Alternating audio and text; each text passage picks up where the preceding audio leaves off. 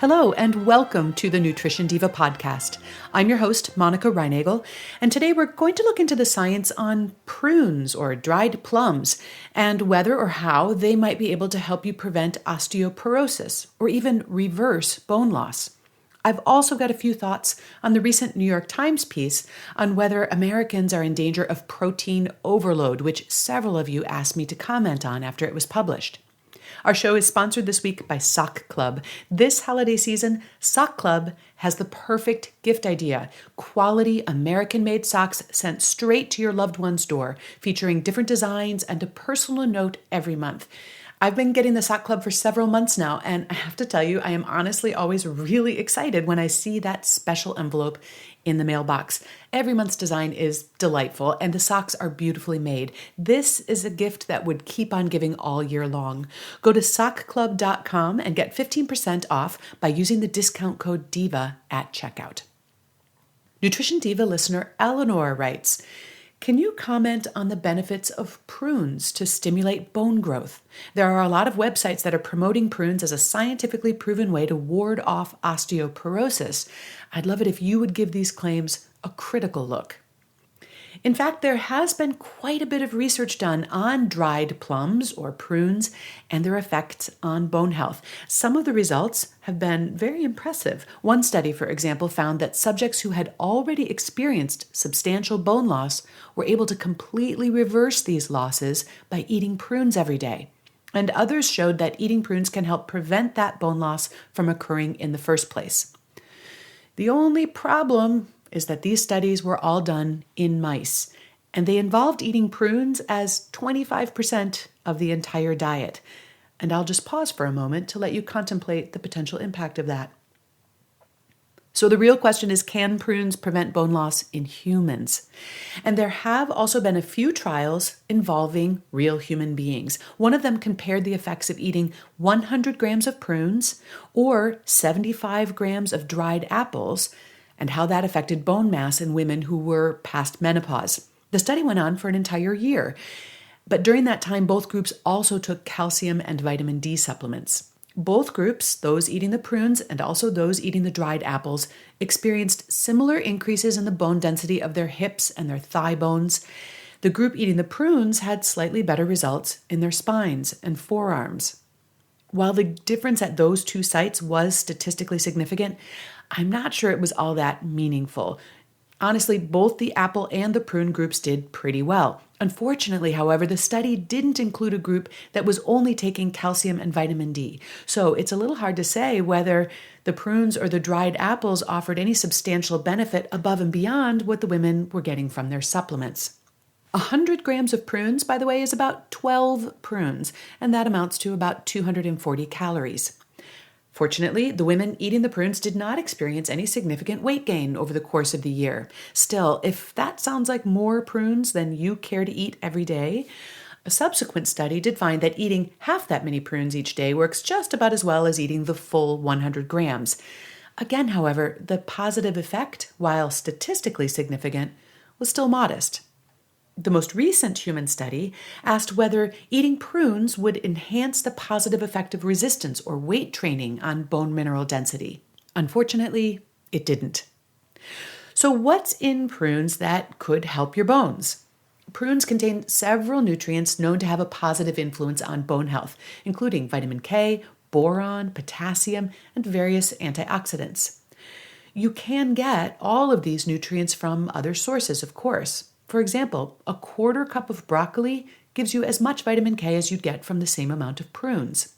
A quarter of an avocado or 6 dried apricots provides the same amount of boron as 3 to 4 prunes. And an ounce of almonds or a half cup of kidney beans will give you at least as much potassium as a serving of prunes.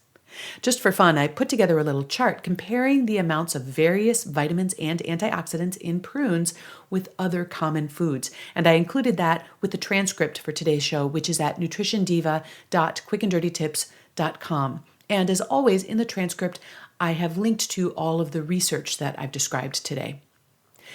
That said, prunes do have at least one unique benefit. They can be very effective treatment for constipation. Now, if you appreciate that benefit, Or maybe you just enjoy prunes. I actually think they're delicious. There's no reason not to include them in your diet.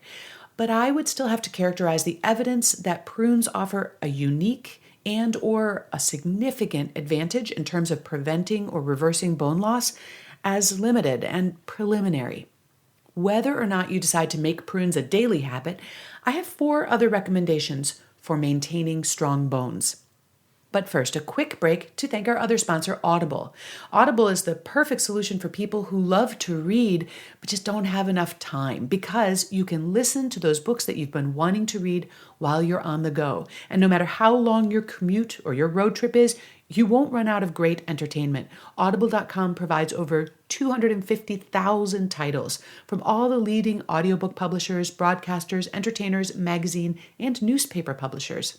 For example, you could listen to the best-selling thriller The Girl on the Train while you're on the train. With Audible, you also own your books, so you can access them anytime and anywhere right from your smartphone. They're offering a free 30-day trial membership. Just go to audiblepodcast.com/diva today and start your free trial. Again, you can show your support for the Nutrition Diva podcast and get a free 30-day trial at audiblepodcast.com/diva. And now, my 4 tips for maintaining healthy bones. Number 1, be sure you're eating a good variety of vegetables, nuts, and legumes, because all of these provide the same sort of bone-building nutrients as you get from prunes. Number 2, don't skimp on protein. Your body needs protein in order to build and maintain strong, healthy bones. Number 3, consider taking a vitamin D supplement. Vitamin D is critical for both calcium absorption and bone formation. And the truth is, it's pretty difficult to get enough vitamin D from diet alone. Calcium supplements are recommended really only if you cannot get enough calcium from your diet. And then I'd recommend that you take only as much as you need to fill the gap between your diet and the recommended intake. And for most people, that's going to be somewhere between 250 and 500 milligrams of calcium per day. And finally, exercise regularly and as vigorously as you safely can. Weight-bearing exercise that involves low to moderate impact, such as walking, running, jumping rope, dancing, and tennis, can help you build stronger bones. Weight training or other resistance exercises, such as elastic bands or tubes, is also really important. And finally, activities that help you build and maintain balance and flexibility, such as yoga or Pilates, are especially important as we get older. And speaking of protein, many of you asked me to comment on last week's column in the New York Times entitled, "Can You Get Too Much Protein?" Of course, you can get too much protein, just like you can get too much water or fiber or vitamin A. The real question is, how much is too much, and how many of us are actually in danger of exceeding recommended intakes? According to the guidelines provided by the Institutes of Medicine, it would appear that very few of us have reason to worry. Average American protein intake is well below the suggested maximum. In fact, most Americans could double their protein intake and still be below the suggested maximum. I'm not necessarily suggesting that you need to do that, but I do think that this article generated more heat than light. I wrote a more detailed response to this column on my blog at nutritionovereasy.com if you'd like to read that or add your comments. Is there a study or a trend that you'd like me to look into? Feel free to send me an email or post it on the Nutrition Diva Facebook page. Thanks again to Eleanor for suggesting today's topic, and thanks to you for listening. Have a great week, and remember to eat something good for me.